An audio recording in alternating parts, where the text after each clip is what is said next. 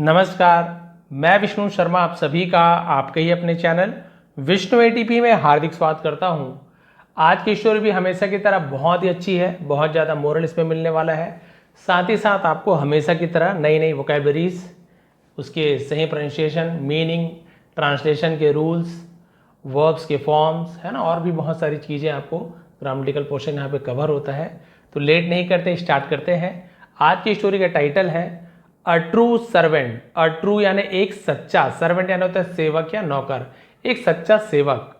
Once upon a time, तो एक समय की बात है।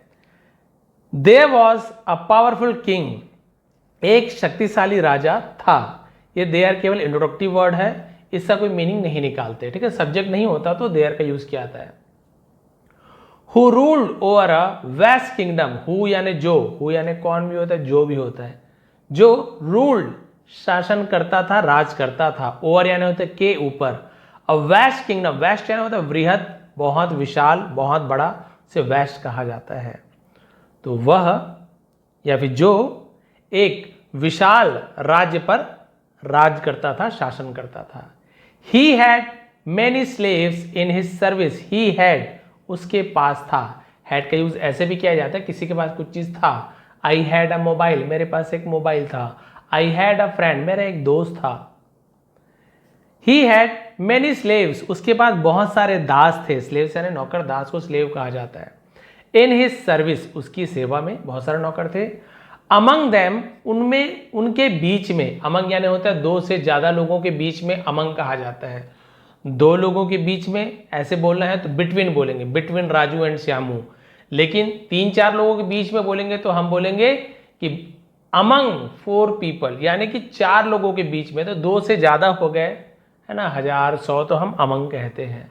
दो लोगों के बीच में बिटवीन, और ज्यादा होता है अमंग्स कहा जाता है। उनके बीच वॉज यानी था, अ मैन यानी उन नौकरों के बीच में एक आदमी था, विथ वेरी डार्क स्किन, जिसे हम बोलते हैं बहुत ज्यादा काले रंग का, उसे डार्क स्किन कहा जाता है। काले रंग का एक बहुत ज्यादा नौकर था। दो ही लुक्ड सिंपल, दो यानी होता है हालांकि, इसे दो पढ़ेंगे, दो, हालांकि ही लुक्ड वह दिखता था। लुक का second form looked, past simple tense है, सब्जेक्ट के बाद सीधा वर्ब का सेकंड फॉर्म। सिंपल यानी साधारण दिखता था, एंड पुअर और गरीब। ही हैड अ हार्ट, फिर वही हैड यानी था, उसके पास एक दिल था।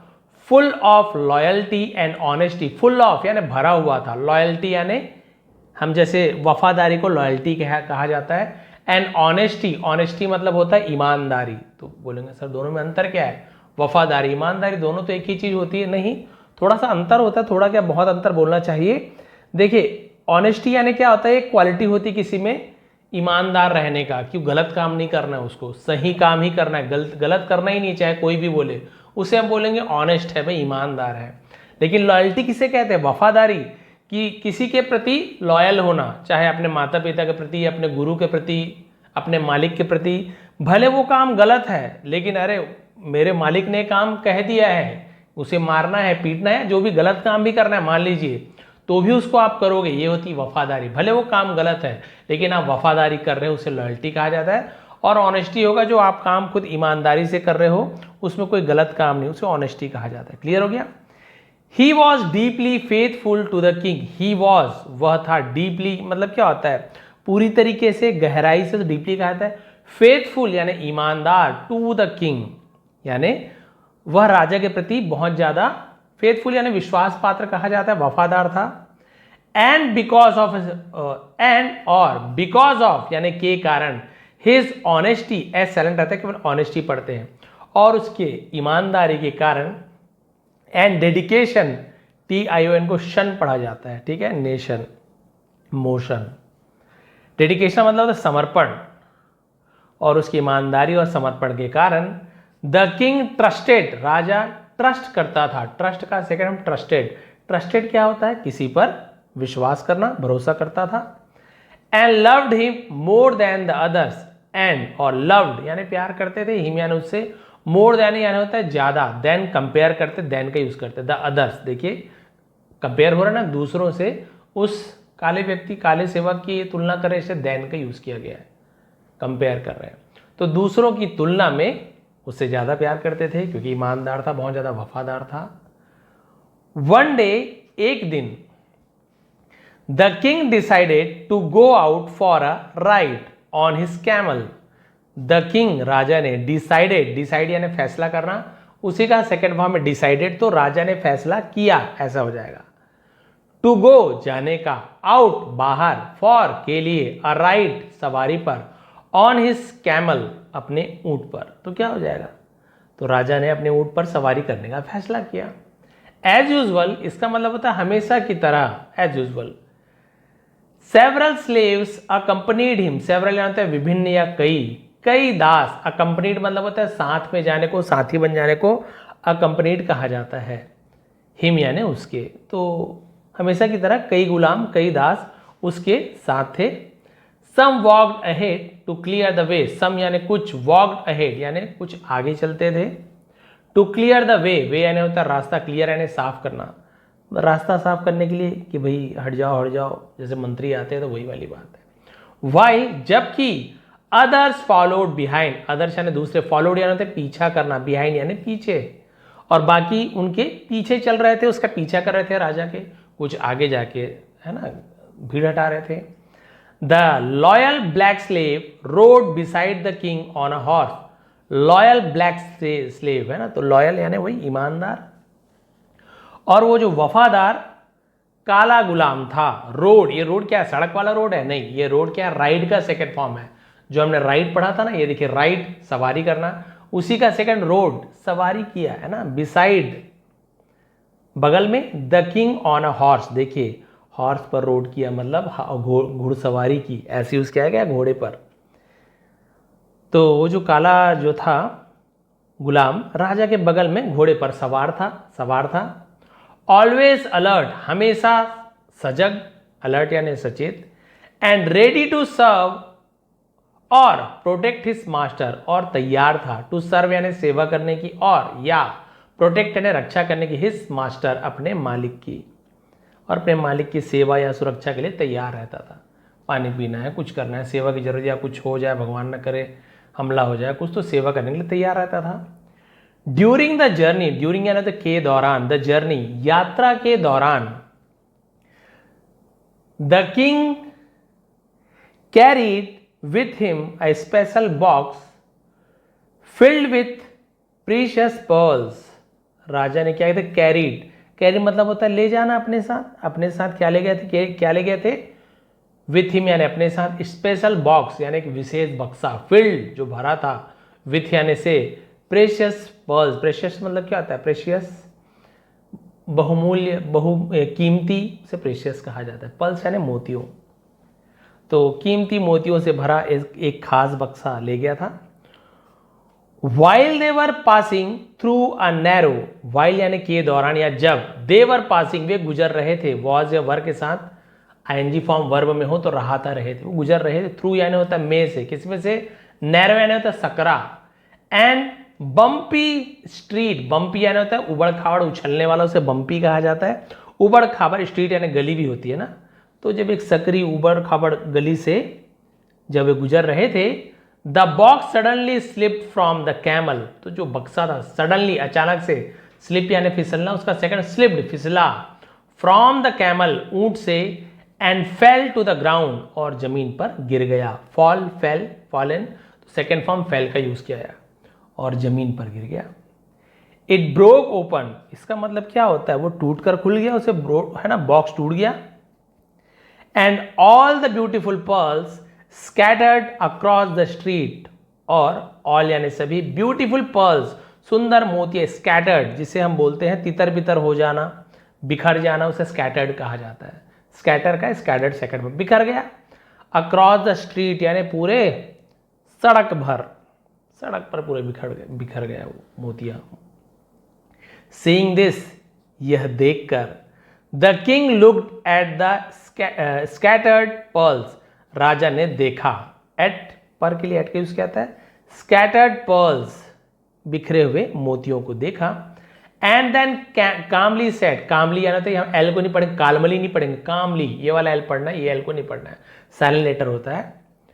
और फिर धीरे से या शांति से कहा, टू हिज स्लैव्स, टू प्रेपोजिशन है, किससे कहा, हिज स्लेव्स, अपने नौकरों से कहा, go and collect the pulse if you want, जाओ और कलेक्ट यानी इकट्ठा करो, द पल्स, मोतियों को, इफ यदि, यू वांट, तुम चाहते हो, ये तो तुम चाहते हो तो उन बिखरे हुए मोतियों को जाओ और इकट्ठा कर लो।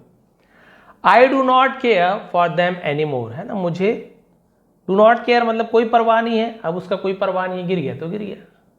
हियरिंग दिस, यह सुनकर, ऑल द स्लेव्स, सभी दास, इमीडिएटली, तुरंत, रैन यानी भागे, RUN रन, उसी का सेकंड रैन होता है, टूवर्ड्स की ओर, द पल्स, मोतियों की ओर भागे। They pushed and shoved one another, है ना, तो पुश्ड एंड शॉट का मतलब क्या होता है, धक्का मुक्की करना, एक दूसरे को धक्का मुक्की किया उन्होंने।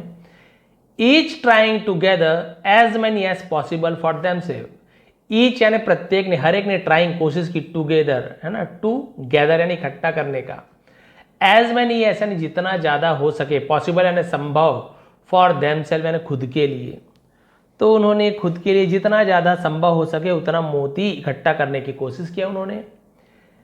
They were more interested in the riches than in their duty, they were more interested, वे बहुत ज्यादा इंटरेस्टेड थे, यानी बहुत ज्यादा उनमें दिलचस्पी थी, इन द रिचेस, रिचेस यानी क्या होता है, रिचेस यानी भाई धन दौलत को रिचेस कहा जाता है, देन कंपेयर कर रहे हैं, इन देयर ड्यूटी, ड्यूटी यानी कर्तव्य, जिम्मेदारी, तो उन्हें अपने कर्तव्य से ज्यादा धन दौलत में दिलचस्पी थी, वो उसे मोतियों को ही जुटाने में लग गए।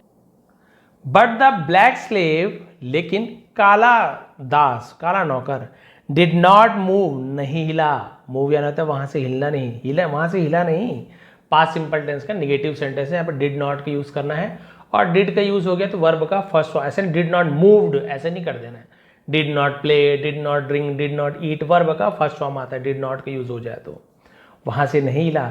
ही stayed right next to the king, stayed, stay यानी वहां पे खड़े रहना, ठहरे रहना, और उसी का सेकंड स्टेड, तो वो खड़ा रहा, राइट नेक्स्ट यानी ठीक बगल में, राजा के ठीक बगल में खड़ा रहा।